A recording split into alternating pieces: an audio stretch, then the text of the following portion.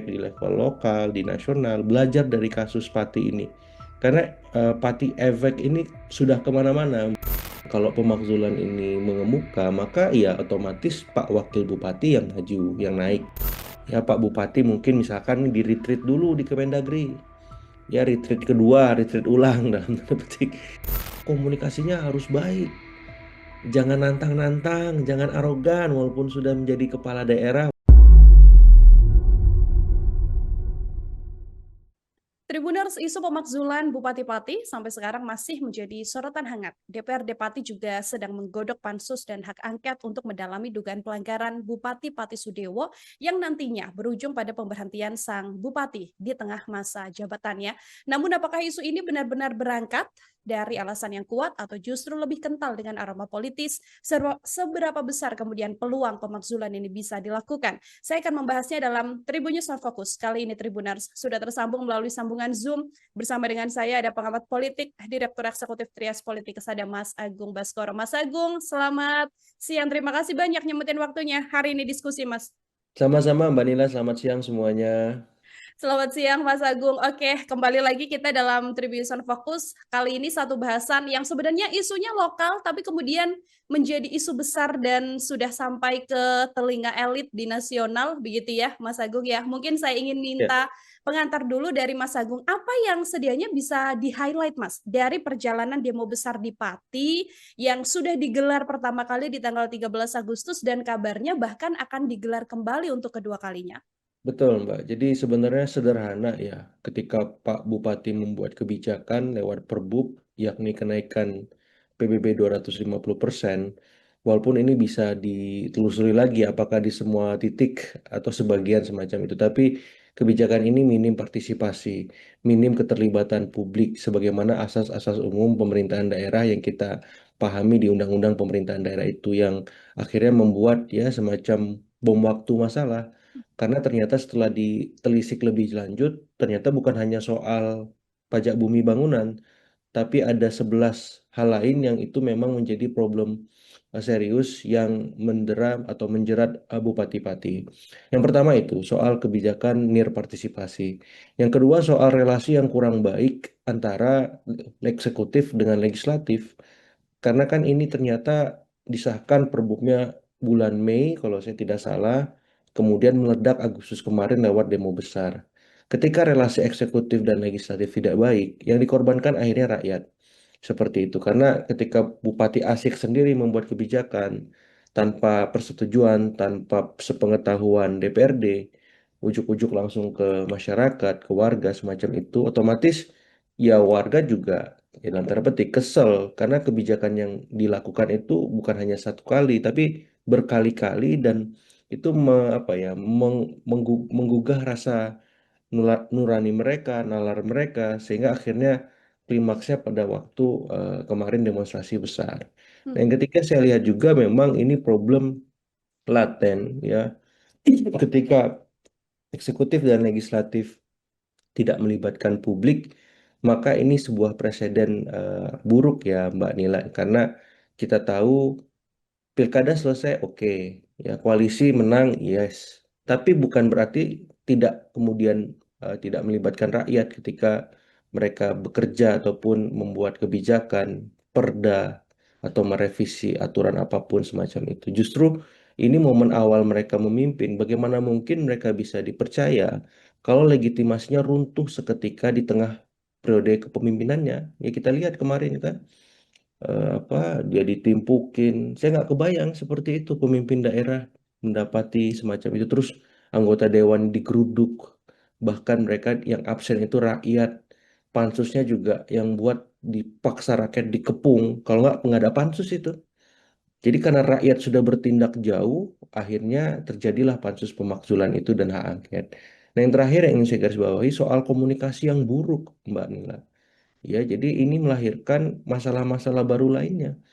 Ya ditambah tadi leadershipnya juga buruk ya. Jadi akhirnya akumulasi itu memuncak dan muncullah ya hak angket ataupun pansus pemakzulan yang sekarang ini dikawal warga. Saya mendapati informasi selain ada aksi lanjutan, mereka udah buat posko di depan DPRD itu. Dan saya kemarin endorse di beberapa kesempatan itu ketika pansus kerja dibuka itu pintu, kemudian live streaming deh sosmednya semua. YouTube, TikTok, Facebook, IG, dan seterusnya supaya apa? Supaya tidak ada sakwa sangka apapun dalam benak masyarakat Pati. Minimal mereka adem, tenang, dan melihat proses ini setransparan mungkin. Seperti itu Mbak sebagai pengantar. Ini artinya menjadi salah satu puncak kekecewaan dan puncak Ya. amarah dari masyarakat sampai rasanya benar-benar bersatu yang benar-benar bersama satu Ya, suara untuk kemudian sudah tidak lagi soal pembatalan PBB karena kan sebelum ada demonstrasi kan sudah dibatalkan ya Mas Agung ya betul, yang betul sudah 75%. dibatalkan. Tapi sekarang justru desakannya adalah untuk melengsarkan. Bagaimana Mas Agung melihat bahwa Hmm. desakannya bergeser dari yang awalnya soal PBB, sekarang puncak kekecewaannya merembet untuk dilengsarkan, Mas? Ya, saya melihat memang ada kekecewaan sangat besar di warga Pati soal leadership dan komunikasi Bupati yang sangat buruk, Mbak. Ya, harusnya kan ketika ada protes, ada demonstrasi, ya sudah saya terima, nanti aspirasinya saya tampung, nanti akan saya tindak lanjuti, atau saya kaji bersama DPRD. Santai aja sebenarnya. Bukan menantang balik, 5.000 nggak ada masalah, 50.000 siap seperti itu kan nggak populis. Belum lagi saya nggak mau mundur, karena saya dipilih langsung oleh rakyat. Lah, sementara rakyat yang milih sudah kecewa gitu loh. Jadi saya melihat ada sebuah apa ya mindset bahwa ketika dia dipilih selesai. Hmm. Di undang-undang itu bisa diberhentikan loh kepala daerah. Ada aturan mainnya kan, apakah dia mengundurkan diri, apakah dia meninggal, diberhentikan karena macam-macam alasan seperti itu. Dan inilah yang sedang diuji oleh Pansus Pemakzulan ya, 12 item tadi. Jadi saya melihat memang statement-statement yang kontraproduktif itu menurut saya disudahi saja. Ya Pak Bupati, alangkah baiknya untuk sementara waktu fokus ya dalam tanda petik ya bagaimana jalannya pemerintahan tidak terganggu, apakah mendelegasikan itu ke wakil bupati ataukah berkomunikasi intensif dengan Kemendagri, dengan Pak Gubernur. Ya jangan sampai dengan situasi ini pemerintahan di Pati tidak berjalan maksimal. Jadi fokusnya bukan melakukan statement, tapi bekerja di belakang layar senyap supaya tidak ada yang terganggu, tidak ada yang dirugikan nih hak-hak warga Pati. Jadi concernnya ke sana karena semakin beliau statement saya lihat publik semakin kesel ya dan kontraproduktif akhirnya. Jadi eh, ya itu sih sebagai masukan saya karena saya ya harapannya bisa ini situasinya terkendali, masyarakat Pati adem lagi seperti itu dan ini ujian buat anggota dewan di sana. Jangan lengah, jangan terlena, ya cukup sekali kebobolan digeruduk. Nah, ini harus maksimal kerjanya lewat pansus ataupun hak angket itu seperti itu. Dari 12 poin yang menjadi salah satu dasar dari DPRD begitu ya, Mas Agung ya. Ini kalau secara regulasi ataukah indikator-indikatornya apakah sangat memungkinkan untuk menuju ke pemakzulan, Mas? Prosesnya kan panjang ya Mbak ya. Jadi apa namanya hak angket itu dilakukan oleh anggota-anggota DPRD untuk menyelidiki 12 item tadi. Nah, 12 item tadi kalau memang sudah diperiksa saksi-saksinya, alat buktinya, dan sudah ada sikap definitif dari anggota apa DPRD Pati, itu akan diajukan ke Mahkamah Agung. Hmm. Kemudian Mahkamah Agung akan meneliti itu. Nah, kalau memang Mahkamah Agung melihat ini tidak ada masalah, tidak ada celah kesalahan, ya berarti dilanjutkan lagi nanti ke apa namanya ke Kemendagri tebusan ke Presiden untuk dilakukan ACC semacam itu. Jadi prosesnya panjang, tapi saya berharap memang walaupun waktunya 2 bulan, ini ya apa ya bisa dipercepat gitu loh. Jangan istilahnya 2 bulan juga. Hmm. Ya anggota dewannya kerjanya gila-gilaan untuk membayar kekecewaan dan kemarahan warga kemarin. Kalau perlu ya kalau office hour jam 9 sampai jam 5 sore, mereka kerja sampai jam berapa? Jam 10 malam gitu ya. Maksudnya menunjukkan keseriusan gitu loh, komitmen mereka bahwa mereka benar-benar mengawal ini sampai akhir, terlepas nanti diterima Mahkamah Agung ataupun tidak ataupun yang lain, ya minimal mereka sudah usaha semaksimal mungkin seperti itu karena penting meredam kekecewaan dan kemarahan warga tadi supaya tidak berujung ke hal-hal yang tidak kita inginkan karena kemarin kan sempat ada kerusakan, ada korban luka dan lain-lain gitu dan ya tidak berharap itu terulang kembali lah cukuplah sekali saja karena ini apa ya sedikit banyak pasti memberikan disinsentif stabilitas ya secara lokal maupun secara regional dan nasional seperti itu. Kalau kita cermati juga Mas Agung ini kan Ya, komposisi politisnya kan di DPRD juga kan partai penguasa yang juga persis. mengusung Pak Sudewo begitu ya bupati-pati Betul. ini. Kalau secara politik artinya masih Ya, tetap mungkin ya Mas Agung ya pemakzulan ini dengan komposisi ya banyak orang yang kemudian sama-sama punya tujuan yang sama dengan bupati. iya, kalau dilihat komposisinya kan partai pengusung Pak Bupati itu kalau saya tidak salah coret-coret sekitar 40% ya Mhm, koalisinya. Cuman kan koalisi pengusungnya ini juga apa ya sudah berbalik arah, Mbak. mhm, Arah angin politiknya sudah berubah. Bahkan kemarin turut mendukung hadirnya pansus pemakzulan. Dan Gerindra sebagai partai pengusung Pak Bupati juga ikut di dalamnya, bahkan memberikan catatan-catatan kritis atas kepemimpinan Pak Bupati. Jadi kalau saya melihat memang ini sebuah presiden baik ya, bahwa ya Gerindra membuka diri atas beragam masukan dan koreksi, dan saya melihat ini bisa sedikit banyak memberikan objektivitas bagi masyarakat Pati. Walaupun hari ini Gerindra berkuasa, punya kader sebagai bupati-pati di sana, ya Gerindra tetap concern merawat, menjaga aspirasi rakyat sebagai hal yang utama.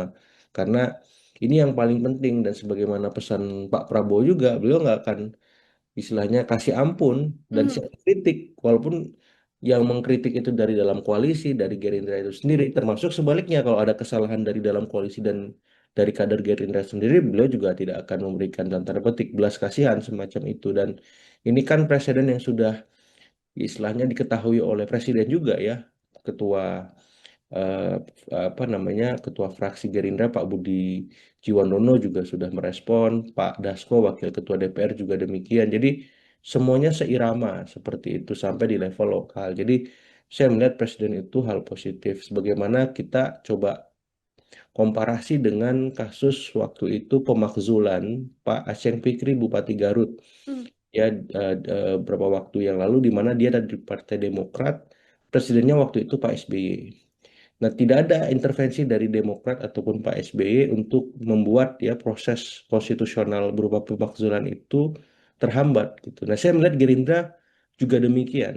Jadi diserahkan kepada mekanisme di Pati, silahkan lanjutkan kata Pak Dasko semacam itu dan saya mengapresiasi supaya apa semua elit politik baik di level lokal, di nasional belajar dari kasus Pati ini. Karena Pati efek ini sudah kemana-mana, Mbak. mhm. Gila ya.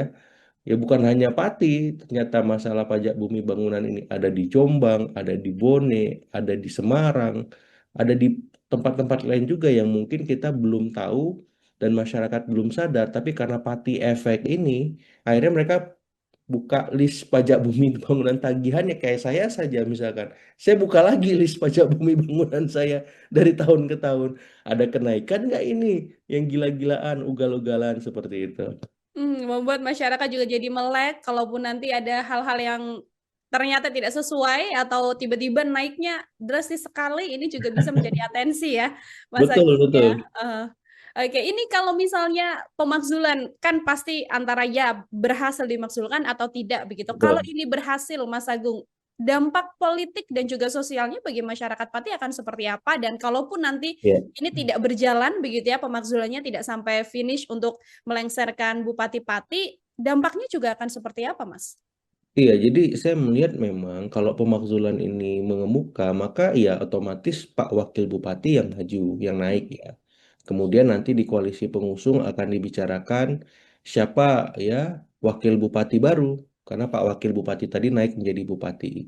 Seperti itu. Jadi dampak politisnya ya mesti akan merubah lanskap politik di level lokal Pati sendiri, karena ada perubahan atau suksesi kepemimpinan secara tiba-tiba ya force major dan ini masukan buat semua karena sosiodemografi pemilih kita berubah karena diisi mayoritas Gen Z dan milenial yang terpapar informasi yang sangat kritis, yang sangat kadangnya pendidikannya tinggi semacam itu. Jadi eh, pemimpin daerah, baik bupati maupun anggota-anggota dewan juga harus melek terhadap situasi itu. Kalau mereka kritis, berarti kepala daerahnya harus kreatif. Anggota dewannya juga seperti itu. Sehingga tidak dengan gampangnya menaikkan PBB gila-gilaan. Kreatif itu ya berarti mencari sumber pemasukan lain. ya yang memang masuk akal gitu. Ataupun kalau PBB naik ya janganlah sampai 250%, ya bertahap, ya menyesuaikan kemampuan daya beli masyarakat di sana. Masyarakat saya kan mau bayar pajak ya, tapi jangan ya ugal-ugalan naiknya seperti itu, bertahap. Kemudian ada researchnya supaya mereka bisa mendapatkan itu sebagai sebuah argumen rasional. Nah, jadi secara politik akan banyak perubahan lanskap, Mbak, seperti itu, baik di level ya partainya, kemudian pemilihnya, ya, kemudian juga saya yakin pasti ada apa semacam reorientasi ketika mereka membuat kebijakan. Mau Hmm. nggak mau ya akhirnya lebih partisipatif, lebih emansipatorik, lebih transparan, ya dibuka kanal-kanal informasi, saluran-saluran komunikasi itu yang selama ini tersumbat dan searah. Ini kan yang jadi soal. Ya seakan-akan ketika bupati sudah terpilih, anggota dewan sudah terpilih, bisa seenaknya aja buat perda, buat perbub, ya sudah, masyarakat tinggal setuju, nggak ada pilihan lain. Kalau nggak saya layani, kan gitu kemarin, sampai seperti itu. Kalau PBB-nya nggak lunas, ya udah, nggak bisa mengakses pelayanan publik, itu kan udah istilahnya bahaya, ya intimidatif, nggak mendidik seperti itu. Jadi secara politik itu, secara sosial ya saya kira ini apa ya? Ya bisa diobjektifikasi lah apakah memang apa proses pemakzulan ini bisa menjawab kegeraman dan kegelisahan publik. Yang jelas pansus pemakzulan di DPRD Pati harus bekerja sebaik mungkin karena jangan sampai ini menjadi presiden kurang baik juga ya karena kan sebenarnya nggak ada istilahnya wajar kalau ada kebijakan yang tidak populis kemudian diprotes. Yang jadi soal kalau masalahnya bukan hanya soal dia membuat kebijakan, tapi ada banyak masalah lain yang itu sedikit banyak ada irisannya dengan hukum kan, seperti itu. Jadi kalau saya ya masyarakat Pati harus berbesar hati, berbesar jiwa menanti proses ini sampai selesai, ya hindari hal-hal yang kontraproduktif, utamanya yang bisa membuat situasi di Pati menjadi kurang kondusif. Jadi ikuti proses pansus pemakzulan dan saya berharap anggota DPRD juga setransparan mungkin kerjanya, semaksimal mungkin supaya masyarakat Pati dalam tanda petik percaya lagi gitu ya. Sedikit banyak legitimasi itu bisa terbentuk dan tumbuh dengan baik setelah mereka dikecewakan. Karena ya saya memberikan catatan kritis juga buat anggota dewan. Ya, kesalahan Pak Sudewo ini kan terjadi karena anggota dewan membiarkan. Ya, kalau fungsi pengawasan jalan, kalau fungsi-fungsi lain berlangsung dengan baik, mestinya ini nggak terjadi dan masa nggak perlu tumpah ruah ke jalan, melakukan hal-hal yang apa ya di luar kontrol semacam itu. Jadi ini masukan buat anggota dewan, ya jangan lengah, jangan terlena sekali lagi, pastikan bahwa Anda bekerja dengan maksimal seperti itu.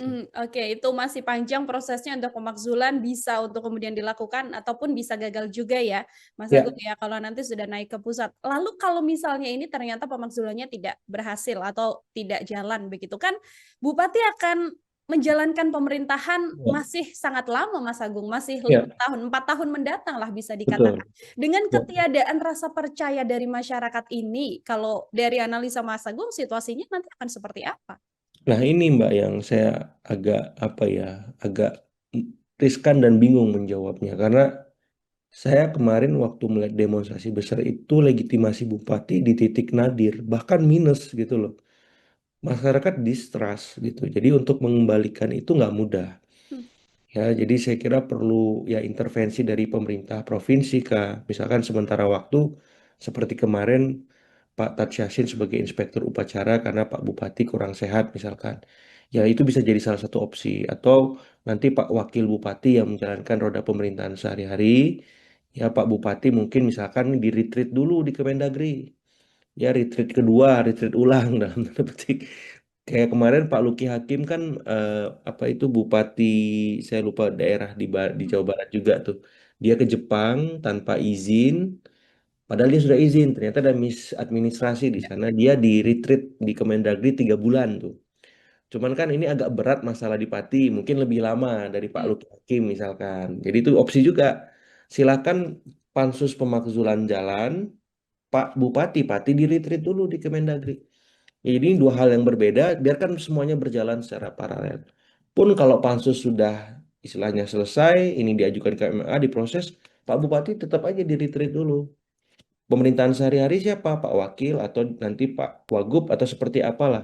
Ya, tapi biasanya kan Pak Wakil Bupati Hmm. seperti itu. Jadi roda pemerintahan tetap jalan, masyarakat tenang, terlayani semacam itu. Jadi opsi-opsi itu yang saya lihat bisa istilahnya dalam tanda petik ya meredam, Mbak.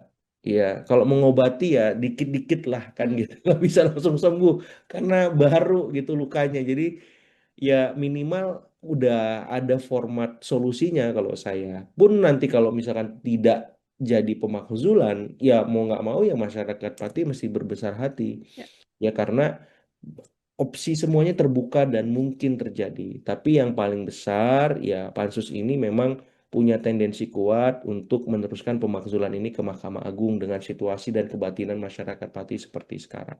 Seperti Oke, itu bisa menjadi win-win solution juga ya, Mas Agung ya. ya, Roda pemerintahan masih tetap jalan, di satu ya. sisi Bupati-Pati juga mendapatkan sekolah lagi, Pembinaan begitu nih. pembinaan betul di Kemendagri agar kemudian nantinya juga bisa perlahan-lahan meningkatkan rasa kepercayaan dari masyarakat. Kan banyak elit juga yang berharap diberikan kesempatan saja, dimaafkan, Ya. dibiarkan memperbaiki diri untuk bekerja, begitu ya Mas Agung ya. Iya, Kalau iya. dari Mas Agung sendiri, masih, bisakah kemudian bupati-bupati ini kemudian muncul untuk dengan kesadaran dirinya memohon maaf, mengucapkan janji kembali selain janji politik sebelum menjabat, tapi janji ketika sudah menjabat untuk, "Iya, saya akan lebih baik," dan sebagainya. Perlukah atau masih bisakah masyarakat Pati untuk bisa, eee, mendapatkan kesempatan bupati-pati agar menjabat lebih lama lagi, Mas?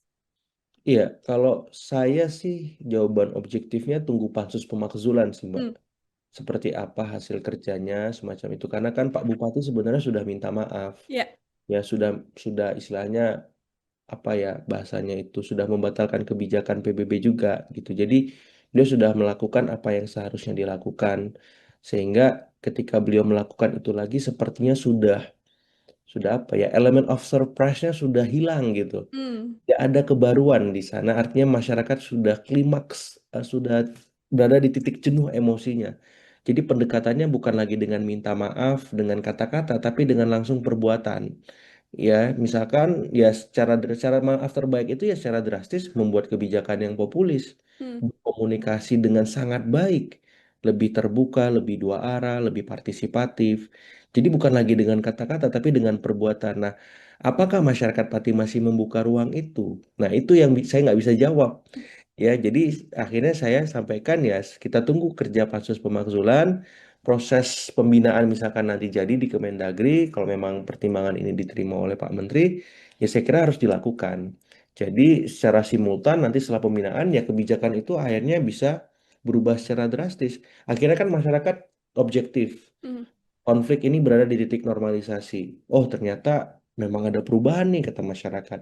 Kebijakan yang kemarin PBB naik ugal-ugalan naik tapi bertahap. Kemudian soal mutasi, demosi dan seterusnya transparan. Kemudian soal kebijakan-kebijakan infrastruktur, ya kebijakan lain itu juga diputuskan secara demokratis, melibatkan DPRD dan seterusnya. Jadi perubahannya ke sana. Ya bukan lagi dengan kata-kata karena udah nggak cukup kayak. sudah tidak bisa dengan kata-kata aja ya, Mas Agung ya. Susah, Jadi susah. lebih Kalau baik lihat dari situasi kebatinan di sana, saya lihat berat kayaknya.